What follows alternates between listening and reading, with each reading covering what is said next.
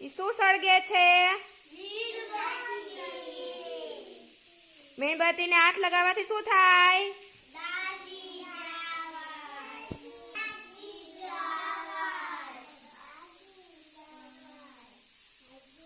પછી મીણબત્તીને જ્યોતે ઓલો સળગે છે અને હાથમાં પકડી તો શું થાય પાછું? હાથમાં પકડાય?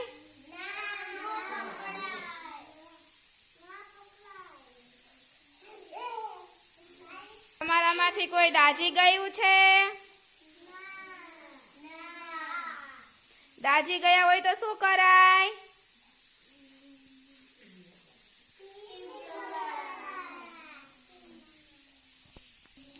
બીજું શું કરવાથી દાજી જવાય?